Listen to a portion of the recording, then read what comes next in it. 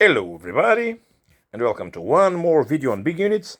And this time it is a United States Marine Corps landing force based on a regiment of Marines and plenty of Amtraks and also some ships that I'll show you.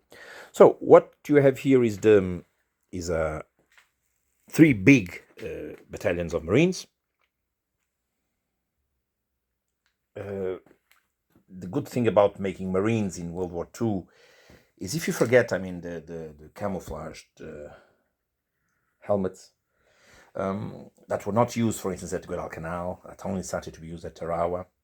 If you skip that detail, the uniform of the Marines didn't change that much, and not even the support weapons, which means that you can make Guadalcanal, for instance, Marine battalions with less Brownings, less bazookas, less. In fact, bazooka was not still used at Guadalcanal. It arrived, I think, in the latest part, the latest part of the campaign, because the campaign took a lot of months to be finished. Also, less 60mm mortars, 81mm mortars, etc. And you have a Guadalcanal unit. If you add plenty more of them, you have a late war from Saipan to Okinawa, Iwo Jima, whatever you want. So it is good to have these big battalions, so you can play with whatever models you want and almost whatever campaign you want, by taking out and taking in some of its bases. So there is a full regiment here, as you can see. And then there is plenty of support Amtraks and vehicles to transport all these people to the beaches. So there are some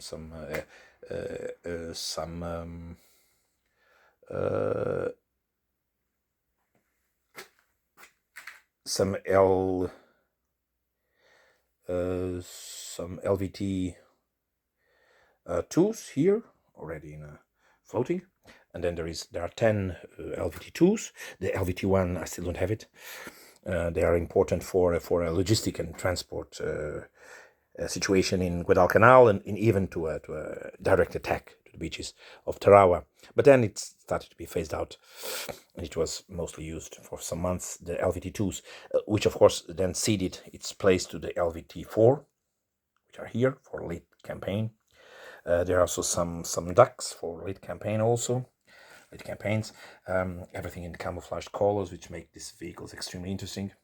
There is also some support. This is a late support with a 75mm, same turret, in fact, as the M8 HMC light support tank. And previous to that, there were the LVT A1 with the 37mm gun taken from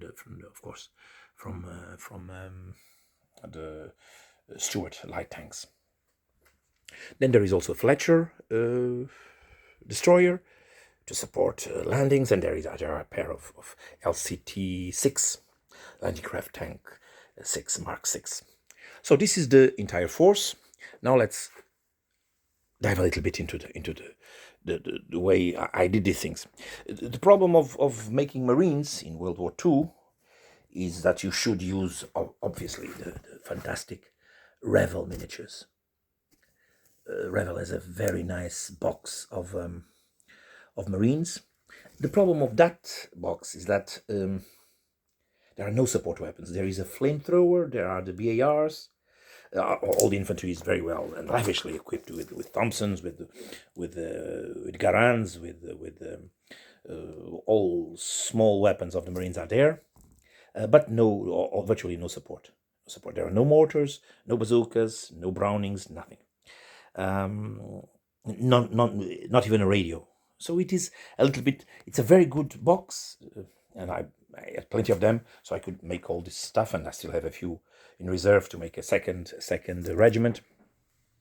But unfortunately, you have to take other figures from other boxes. So what figures I used more? First of all, I converted some of the Marines, the ones that are coming ashore with the rifle in an upward position. Sometimes they became artillerymen, or at least not artillerymen, but guys for the mortars and things like that. Then I also added Matchbox figures that you can see here, Esci that you maybe recognize. There are some Matchbox again. There are some SHQ figures. For the mortars, I used Valiant mortars, cut a little bit because they are a little bit big, as everybody knows. Then again, SHQ. Flamethrowers are the original Italeri. For the radio guy, I mean I had to make a new radio from the Hasegawa small radio. The officer is very nice and big officer of Revell. Then, for instance, for the heavy machine guns, I used, as you can see here, sometimes the Revell, other times the Matchbox figures of the ordinary normal American infantry, but with a sleeve in order to make the type of barrel that the Browning M2 had in the I think it was the M2 or the M1 1917. I mean, well, you know what I mean. So it is the heavy machine gun that was used at the beginning of the war. So a sleeve of plastic solves the issue and makes the heavy machine gun, Browning heavy machine gun, to come back a pair of years. So for the light machine gun, you have the Browning M 1919, right? Yeah, and these are sometimes hard plastic Esci with some number 2s from Matchbox, others from Hasegawa, things like that. So you do the battalion a little bit with different origins and different kinds of plastics and metal. Again, in our battalion, you can see several SHQ again. The mortar, the 81mm has conversions, as you can see here to your left. You can see converted Revell figures, marine figures, also to the right, and in the middle you see an SHQ again. So plenty of conversions, as you can see here. For instance, you can see, let me see if I show you. For instance, you can see this guy here, crawling, right? And you can see it here in a completely different job, which is charging placing the 60mm bazooka round. Okay, so you can toy a little bit with the not many figures that Revell gave you in the same box. Here again, you see a guy. This guy has the rifle, hanging on his back with another round of bazooka. More converted radios, things like that. Sometimes now the heavy machine guns, some of them are SHQ here, Esci over there with SHQ number 2s and number 3s. Again, SHQ. Same for the lighter versions of the Brownings. And as you can see, this battalion is terrifying in terms of firepower. So it probably has the double of the firepower of a normal Japanese infantry battalion. That's why they could, in fact, hold ground so much in Guadalcanal and in many of the actions that they had, even the defensive ones, because the American firepower was terrible. Of course, also the marine courage and marine abilities for warfare is also, of course, undeniable also. But the courage was also not less in the Japanese ranks, and even so, they suffered far more casualties, of course, due to this terrible firepower. So for the infantry, everything is virtually seen, as you can see. Sometimes there is some guys that I place. For instance, this is the Esci flamethrower, SHQ bazookas, art plastic Esci bazooka. Again, conversions for the number 2s of the bazookas. Plenty of conversions, which is something that I like a lot to do because it doesn't make two stands to be alike, and I like that prospect. So for the infantry, I think everything is seen. Now let's go to the LVTs. So you have the LVT2 from Frontline Wargaming here, with plenty of people inside. It's a separate piece. In fact, these things are only two pieces. So there's the vehicle, and then there is the people. That is one piece altogether, like a big family. It is Christmas time, so it's nice to see these things. The only additions were some machine guns that I added, and the antenna also, and the rest is as it is. And there's also a base, plastic base that I added to have some Pacific blue water to be seen. And then there are this group of 10 LVT2s, again by Frontline, and the additions are the machine guns and the fighters that are taken from the Revell box again. So plenty of people came out of the boxes of Revell.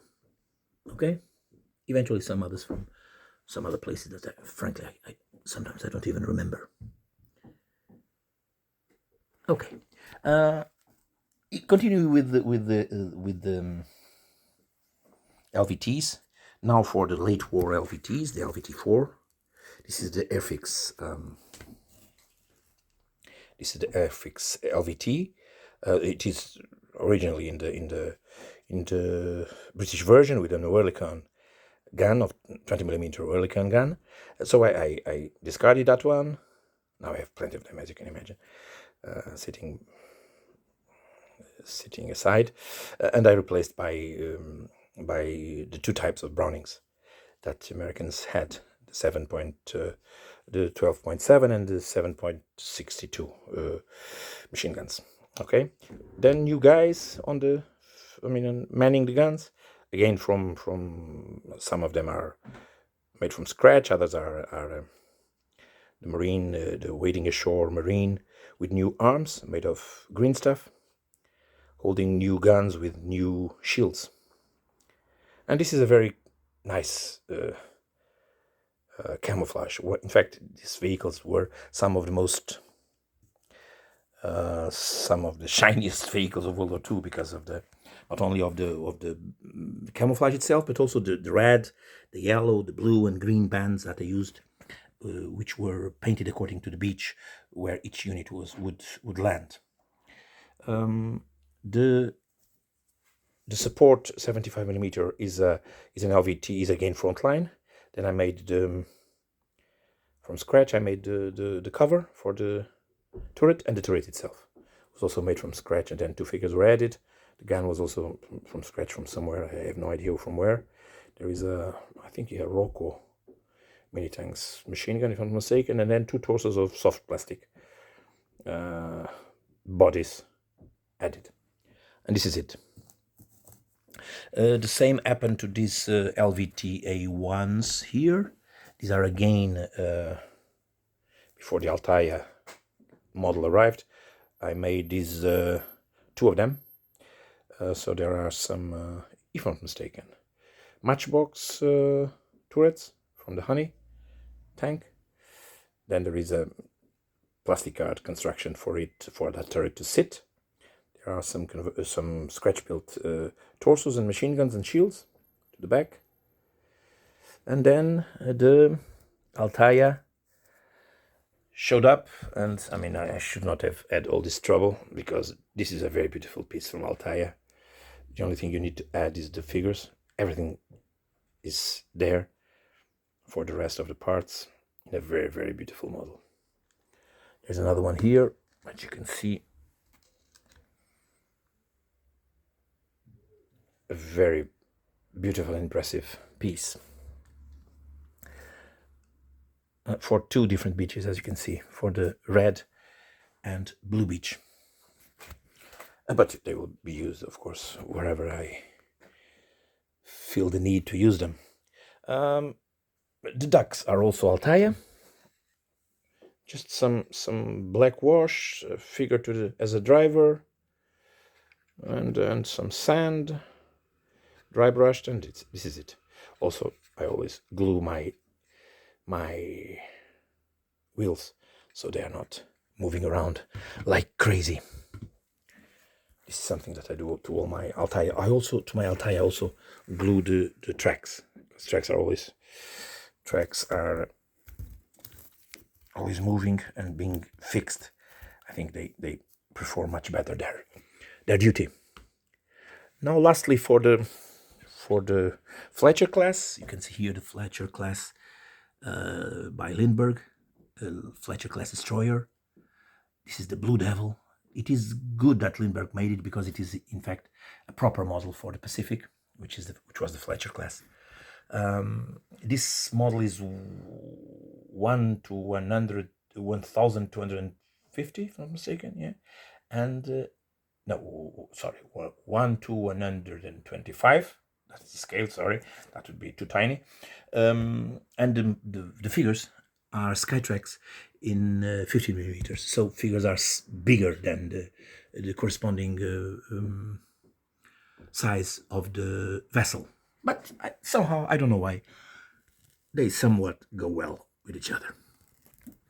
Of course, placing a true Fletcher or scratch building or whatever, or trying to find a Fletcher or any kind of destroyer for World War II and place it on the table.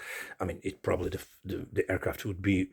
I'm not going to say the entire length of the table, but almost.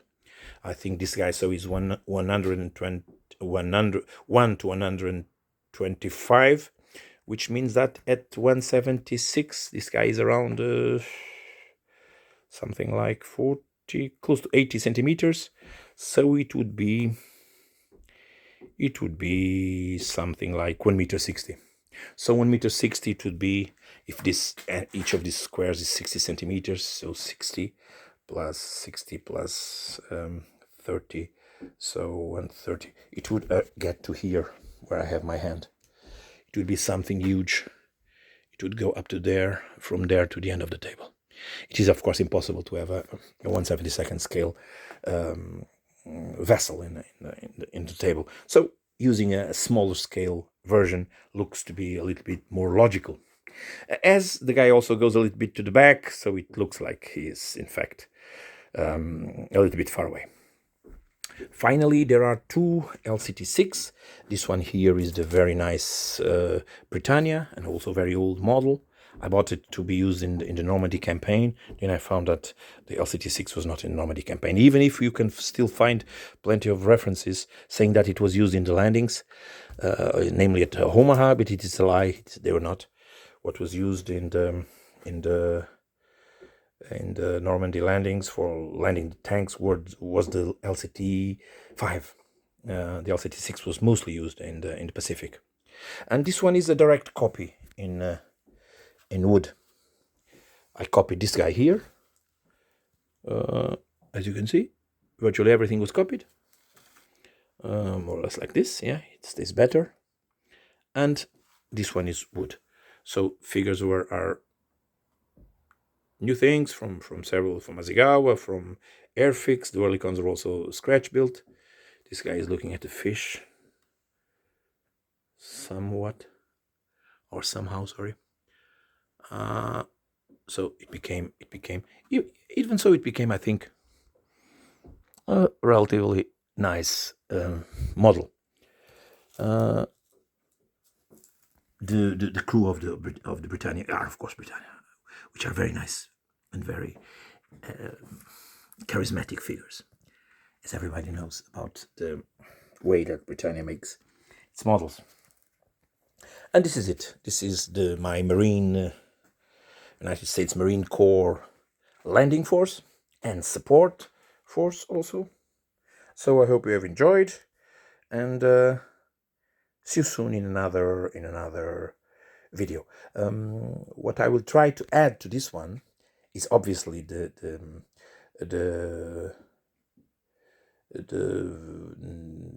LC landing craft tracked LCT1.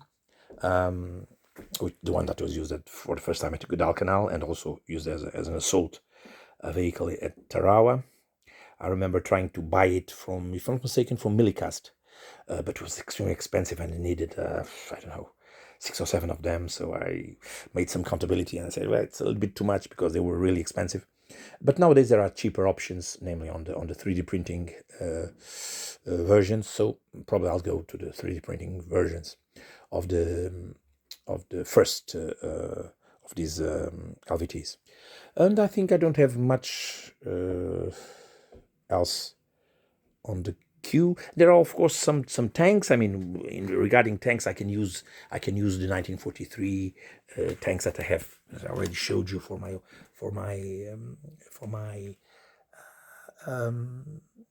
North Africa actions, namely for the first armored. So I think I will stick to them.